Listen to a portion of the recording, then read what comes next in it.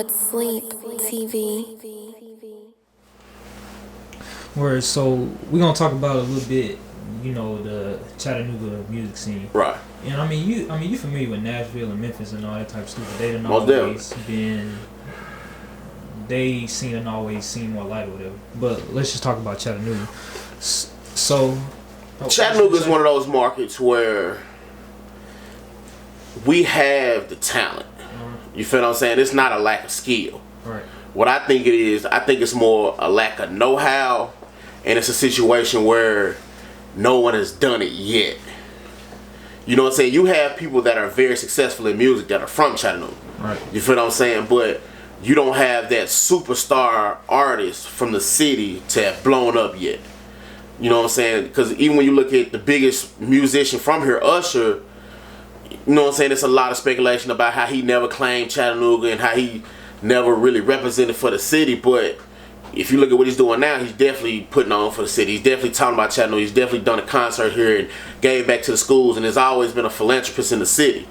But as far as rap, we don't have that guy in rap to have taken off to show everybody else that, oh yeah, this shit possible. You see what I'm saying? Because a lot of guys, they feel like, okay, this market ain't got nothing to offer me. I got to get up out of here. And they go other places and they become successful. And they never attribute the fact that you being who you were, being from Chattanooga, is what made you successful, because your stories and your music, your everything about your image, all that is shit from this city. So I think when we get somebody who can get through that wall that we have here, because a lot of guys from here, you either go to jail, you know what I'm saying, stop doing the shit for whatever reason, or you get into a whole lot of beef and it kind of slows it down because you got the police now, you got all these other shit going on, niggas hating. So it's a situation where Chattanooga I just feel like we got to do kind of like how Memphis. It's like once Moneybag and Youngster and Snooty and all these guys, Key Glocks, the Kevo Money, the Kenny Monies, once you start seeing so many people from your neighborhood, from your side of town be able to break through and do this shit and make money off of it, you look at it more as a possibility. But when you don't have that, it's like, man, ain't nobody coming from out this motherfucker. Or they feel like the people here don't support it, so it's like, man, fuck that shit. But what I respect about our music scene now is that you got a lot of young guys who are like, man, fuck with these niggas talking about we gonna do us. That's why a lot of the top talent in the city is the young guys. They are the ones that's getting these 100,000s of views on YouTube. They are the ones that are on these blog sites. They're the ones that are getting paid to do this shit. So it's just about taking one of these young guys, figuring out a way to get them past that hurdle. And the biggest issue I see with artists here is the marketing and promotion game. We got to figure out a way to get more Steve Bedfords. We got to find out ways to get more people who are interested in getting guys to the next level, whether it's through video, whether it's through marketing, whether it's through management, because we got a lot of rappers. Yeah, we got a lot of DJs. But who are the other people? Who are the guys who do what my dog Jabo did and take over the marketing and strategic planning of how you going to release your project? Who are the guys that are doing the graphics that give these guys these cool imagery that people see and say, shit, well, I don't know who this nigga is, but it cover fresh as hell, so I'm going to check them out. It's like, it's a million niggas who rap. It's a million niggas who DJ. Right. Who's doing the other shit? Right, you was basically saying how like you need more people like Steve to... Yeah, most definitely. We need more niggas that's not trying to be the main nigga, but want to do the background shit. Because it's just like with football. If you can't, everybody can't play ball, bro. Right. Everybody not going to be the strongest, everybody not going to be the fastest, everybody not going to be the tallest. But when you look at an NBA league, there are owners, there are scouts, there are physical trainers, there are VPs, there are financial people, there are all these different things you can do and work for a team. Except you ain't got to play ball. It's more than just the niggas on the field who are part of the Tennessee Titans. They got a whole media department. They got a whole rehab and sports medicine department. They got a whole athletic training and coaching department. It's more than just the niggas on the field. And that's what we need more of. We need more than just the niggas with the mic. Right. We need the photographers. We need the videographers. We need the makeup artists and all that shit. What you say to a young nigga that do want to be, you know what I'm saying, on that type of shit, but don't know the end? Or, you know what I'm saying, like, or don't know. Yeah, the like ins and outs shit. of it, How the so- fuck I get into this shit? I want to be a photographer. Or I want to be a DJ, or I want to be a manager. Or Ask the Well, question. hold on, I low key think. I mean, you already said that. You just gotta like do it, right? This the thing a lot of people gotta realize. Ignorance is not an excuse. Just because you don't know how to do something don't mean you can't learn how to do it. Right. And if for instance, if I want to be a lawyer, what's the first step of being a lawyer? Ask some questions about what you gotta ask somebody. Like, okay, shit. If I didn't know anything about being a lawyer, what's the first thing I can do easily is go to a law office and say, "Excuse me, I'm interested in becoming a lawyer today. What would be one of the first steps I would take?" Nigga gonna tell y'all, "Shit, well, you gonna have to go to school. Yeah. And once you go to school, you're gonna have to start doing this type of, you know what I'm saying, studies and get this type of degree, and then it'll take you here, and then you find a way to get into law school." So now you know, now it's on upon what you gonna do. So if I wanna be a photographer, I'm gonna go find a photographer and be like, "Shit, bro, I'm a young guy, I'm coming up, I'm trying to figure out this game, I wanna do this. What would be some of the advice for starting out?" And they gonna tell you, "Shit, go get a camera, bro. You might wanna get this type of camera, you know what I'm saying, you need to take, and just get out there and start shooting and figure out the equipment, learn it, and open a book." But a lot of people don't take that first step. A lot of people say, "I wanna be this, I wanna be that, I wanna be this." It's just like even when you look at the street shit. If you wanna sell weed and you wanna make a whole lot of money, what's the first thing you gotta do? Shit, find somebody who got some weed. And ask like, "Shit, bro, what this shit called? What niggas doing? How you woo the woo?" If you a young nigga, you gonna find your OG and you gonna figure it out. So that's why I say to all the young niggas who wanna do something, shit, nigga, go ask a nigga. Find a nigga who do what you doing, go ask, go talk to him. And then shit, from there, everything else gonna make its move. Okay. But a lot of people get scared and they don't wanna take that step. "Well, I ain't gonna ask this nigga, they gonna tell me nah." Or they pull up on a nigga and the nigga ain't trying to holler.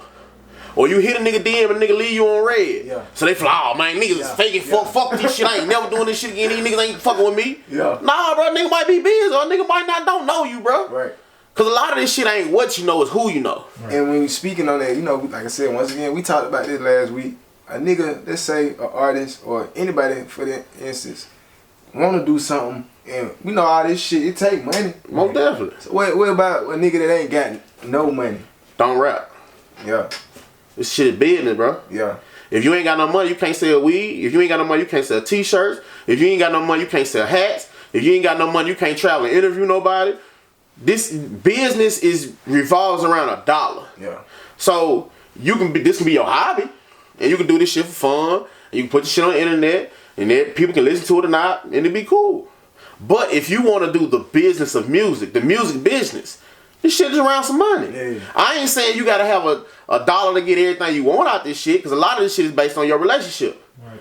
But you either got some relationships or you got some monies. Mm-hmm. And a lot of times if you got relationships and you ain't got no money, these relationships can't do nothing for you.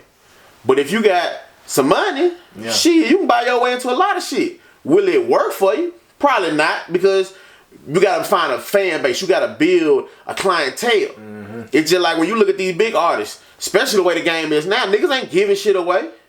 Niggas is uploading all this shit on these paid sites through a distributor. Mm-hmm. So they making money off the streams. They putting this shit on YouTube, so they getting paid off the views. They going and doing shows, so they getting paid off of that. So if you doing all this shit and you making money, what makes you think you ain't gotta spend no money to build this shit? That's right. If nobody knows you, how do you sell them music? You know, like we was talking, like he was like, shit, even if you don't got no money, you can come to a nigga and you be like, I mean, shit, I ain't just keeping it real. If a nigga ain't got no money and a nigga got potential, a nigga will fuck with that depending on where they at and what they got going on. Right. But a nigga gotta understand is, for instance, say you a rapper and I'm fucking with you, and I can walk you in the room with these radio people. Mm-hmm. If you ain't got nothing going, and I walk you in this room, they gonna looking at me like I'm stupid. Like, bro, why you bring that nigga in here wasting my goddamn time? Right.